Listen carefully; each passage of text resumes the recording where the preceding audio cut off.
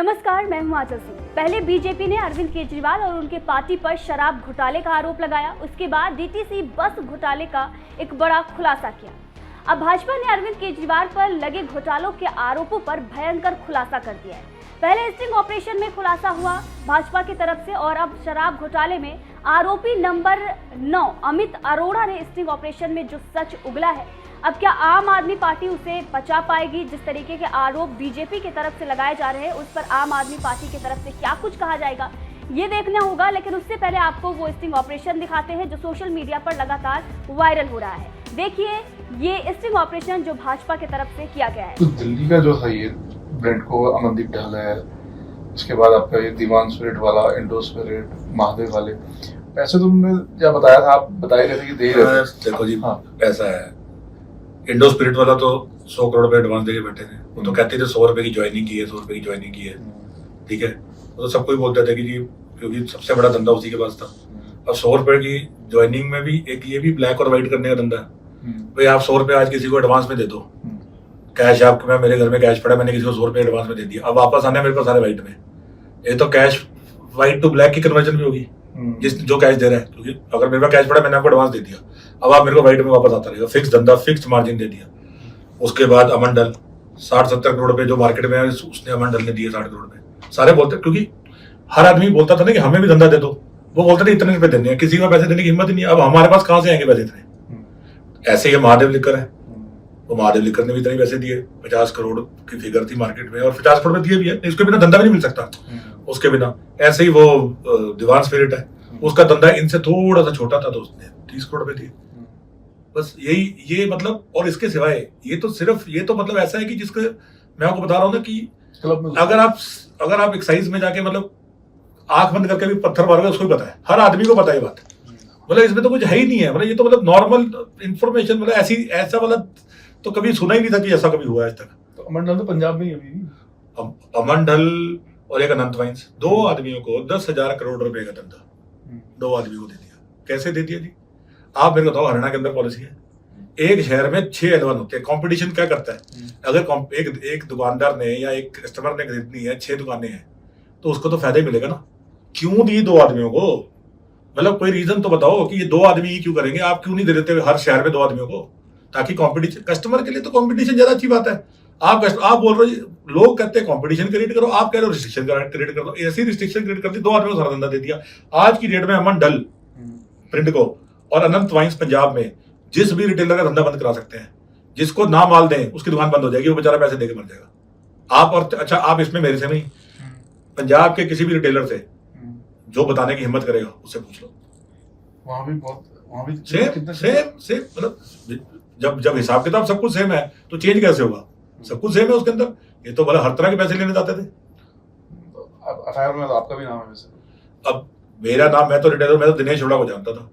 अब लोग मेरे को लोग दिनेश अरोड़ा बोलते रहते हैं। मेरा नाम अमित अरोड़ा है जी, अमित अरोड़ा। मैं दिनेश अरोड़ा नहीं हूँ। मेरे को कोई L1 का धंधा नहीं मिला, 1% का भी धंधा नहीं मिला। मेरे पास रिटेल का धंधा है जो मैंने हाई कोर्ट से मेरे को मिला है। High court, Delhi high court से केस जीत के लेके आया हूँ मैं। मेरे पास कोई और बिजनेस नहीं था। अब मेरा नाम डाल दिया, अब नाम डाल दिया तो मैं तो इंक्वायरी ज्वाइन कर ली, मैंने तो एक भी मिस नहीं की। पॉलिसी बनाने में तो सारा काम जो है वो विजय नायर का था, समीर महेंद्रू का था, अमन ढल का था, मैडम चड्डा का था, और एक अरुण पिल्लई नाम का साउथ से। ये जो अमन ढल है वो ब्रिंडको है, और जो समीर महेंद्रू इंडो स्पिरिट है, मैडम चड्डा महादेव लिकर है, और जो ये है क्या कहते हैं अरुण पिल्लई है। बनाया कितना होता है? अरे आप पैसा तो मतलब मैं बता रहा हूँ, अगर कोई बंदा ड्रग्स भी बेचे तो भी इतने पैसे नहीं बना सकता। 10 करोड़ रुपए भी लगाए होंगे और 150 करोड़ रुपए कमाए हैं अभी तक। और ये सारा सिर्फ ये पैसा कमाने का तरीका नहीं था, ये एक और तरीका था। क्या किया? 100 करोड़ रुपए एडवांस दे दिए कैश में। इन्होंने 100 करोड़ रुपए अपने इलेक्शन में लगा दिए, कहीं भी हरियाणा पंजाब में इलेक्शन में लगा दिए, गोवा में लगा दिए। लेकिन अब जब वो पैसा वापस आ रहा है, पहली पॉलिसी है जिसके अंदर इन्होंने लिख दिया कि इस पैसे को आपको 12% देना ही पड़ेगा। नहीं तो क्या होता है, डिस्ट्रीब्यूटर और एक रिटेलर का या डिस्ट्रीब्यूटर और एक कंपनी का रिलेशनशिप, वो दोनों आपस में डिसाइड करते हैं। अगर आप टीवी के डिस्ट्रीब्यूटर हैं तो कोई सरकार थोड़ी बताती है कि कितना पैसा डिसाइड होगा। ये तो इन्होंने डिसाइड कर दिया, 12% फिक्स कर दिया। अब एक आदमी 10 करोड़ रुपए लगाए और हर महीने 10 करोड़ रुपए कमाए, ऐसा धंधा तो मैंने तो आज तक जिंदगी में देखा नहीं और सोचा नहीं। और ऐसा मतलब पूरे ये तो सिर्फ वो जो वैल्यूएशन होती है ना, पेटीएम बन गया जी 100, पेटीएम ने खोला और हजारों करोड़ का बन गया, वही चीज चल रही थी। अगर ये चलता रहता तो ये हजारों करोड़ रुपए का फ्रॉड था। ये तो सरकार ने बीच में पता चल गया, मतलब इतना ओपन फ्रॉड था कि एक्साइज के पीएन को भी पता था कि क्या हो रहा है। मतलब इन्होंने क्या किया, सारी दुनिया को मार दिया और सिर्फ कुछ लोगों को जिंदा कर दिया। सारे रिटेलर्स पुराने मार दिए बेचारे, सारे लोगों को मार दिया। ये तो हाई लगी है जी इनको सरेआम जो इन्होंने ये किया। अभी तो चर्चा भी चल रही थी ना, अब आप सोचो, वैसे भी नहीं पहले एक बात सोचो, वो भी बताता हूँ मैं आपको।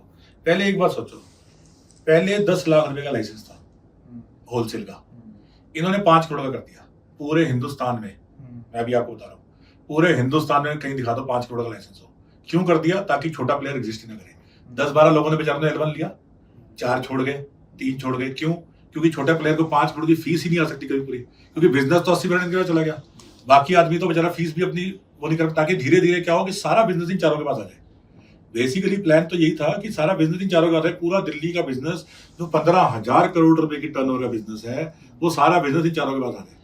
अल्टीमेटली तो यही प्लान था। गवर्नमेंट को बैठ नहीं, गवर्नमेंट ने तो और इन्होंने क्या किया, क्योंकि इनको पैसे सिर्फ इनको किसी रिटेलर से पैसे नहीं मिल रहे थे, इनको पैसे मिल रहे थे होलसेल से। ये चाहते थे बहुत सारी होलसेल हो। बहुत सारी होलसेल कैसे होगी? जैसे बाकी स्टेट्स ना, हरियाणा में बाकी स्टेट्स में कोटा फिक्स हो जाता है कि आपने मैंने बिड की, फीस की 200 करोड़ रुपए की, तो 200 करोड़ रुपए तक की एक्साइज का कोटा फिक्स है। उसके ऊपर अगर मैं दारू खरीदता हूँ तो मेरे को फिर से पूरी एक्साइज 165% की एक्साइज देनी पड़ती है। आज सर इन्होंने यहाँ पे क्या किया, जितनी मर्जी बेचो, कुछ कोई कोटा नहीं, 1 रुपया 1% लगेगा। इससे क्या हुआ, ये जो गुजरात का शोर मच रहा है ना, ये गुजरात में दारू कहाँ से गई है? ये गुजरात में दारू दिल्ली से जा रही है। दिल्ली से? दिल्ली के अंदर क्या है, आप एक सिंपल सी बात है जी, आप एक एनालिसिस कर लो। ऐसी कौन सी मार्केट बन गई दिल्ली के अंदर, ऐसा कौन सा बम फट गया दिल्ली में कि एकदम से जहां बेटी बिकती थी 4 लाख 5 लाख महीने की, वहां बिक रही 15 लाख। ये सारे के सारे अगर ये एनालिसिस अगर ये इस चीज को अंदर जाए तो ये जो गुजरात का शोर में जाते हैं ना कि गुजरात में दारू चली, गुजरात में दारू कहाँ से जा रही है? गुजरात में दारू दिल्ली से जा रही है। आज दिल्ली से जा रही तो पंजाब से जा रही होगी, क्योंकि पंजाब में भी सेम पॉलिसी लागू कर दी। पंजाब का प्लान क्या है? पंजाब में भी सेम, पंजाब में इन्होंने क्या किया, 12 की 10% कर दिया, क्योंकि शोर मच गया था 12% का, तो 12 10 कर दिया। बाकी तो सब कुछ सेम है। पंजाब में रिटेलर छोटे कर दिए। आज जहां से नहीं जा रही तो पंजाब से जा रही होगी। लेकिन ये जो दिल्ली को, ये क्या चाहते थे कि दिल्ली हमारे धंधे में इसको कहते हैं एक्सपोर्ट हब बन जाए, कि भाई सारी जगह जो दिल्ली से स्मगलिंग हो, सब जगह इनको तो अपने पैसों से मतलब है ना, होलसेल के। जगह कहीं से भी जाएगी इनको तो होलसेल के पैसे मिलेंगे 6%। ये जो 12% की ये थी कमीशन, उसमें 6% का था। ये सब इन्होंने ओबराय होटल में बैठ के, लोधी होटल में बैठ के, ये जो मैंने आपको नाम बताया, अरुण पिल्लई, समीर महेंद्रू, अमंडल, ये मैडम चड्डा, ये सब ने बैठ के इन्होंने पॉलिसी बनाई। ये सब ने बैठ के पॉलिसियां बनाई और उसके बाद इन्होंने 6% का गेम खेला और सबको मार दिया। ठीक है, सारे L1 सिर्फ L1 के ऊपर पॉलिसी दी जा रही। सिसोदिया तो इसमें बहुत बनाया हुआ सरकार ने, इनकी पार्टी। अब देखो जी, अब सिंपल सी बात है, ये कम से कम नहीं तो 3-4 हजार करोड़ की तो ये होलसेल पे प्राइस पे कर गए। उसके अंदर मरे भी 300-400-500 करोड़ पे तो बना ही लिया होगा। बाकी तो अब उसके सिवाय क्या किया भाई? इतना तो सबको इतना तो मतलब कॉमन सेंस की बात है, इसमें तो कुछ है ही नहीं है। भाजपा लगातार इस स्टिंग ऑपरेशन को पोस्ट कर कई बड़े दावे कर रही है। पहले भाजपा नेता कपिल मिश्रा ने स्टिंग ऑपरेशन का वीडियो पोस्ट करते हुए ये लिखा कि ये लो अरविंद केजरीवाल, बना ली वीडियो, कर ली रिकॉर्डिंग, है हिम्मत इस वीडियो में जिनका नाम लिया गया है उनका इस्तीफा लेने की। ये सवाल उनकी तरफ से खड़ा किया गया। आम आदमी पार्टी की तरफ से लगातार ये कहा जा रहा था कि सबूत लेकर आइए, रिकॉर्डिंग करिए, वीडियो बनाइए, अगर भ्रष्टाचार हुआ है तो उस पर खुलासा करिए। और अब बीजेपी ने उन भ्रष्टाचारों पर खुलासा करने का ये बड़ा दावा कर दिया है। और ये स्टिंग ऑपरेशन जो लगातार सोशल मीडिया पर वायरल हो रहा है, उसको पोस्ट करके बीजेपी के लगातार नेता अब अरविंद केजरीवाल और आम आदमी पार्टी पर हमला बोल रहे हैं।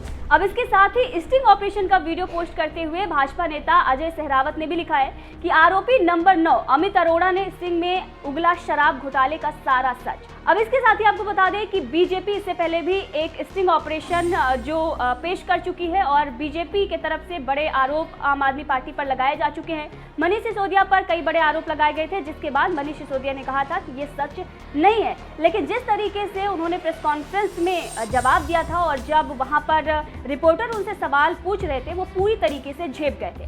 तो अब सोशल मीडिया पर भी आवाज उठने लगी है कि कट्टर ईमानदार के कितने भ्रष्टाचार, और इसीलिए अरविंद केजरीवाल और उनके पार्टी पर आरोप लग रहे हैं और ये कहा जा रहा है कि इस्तीफा कब होगा।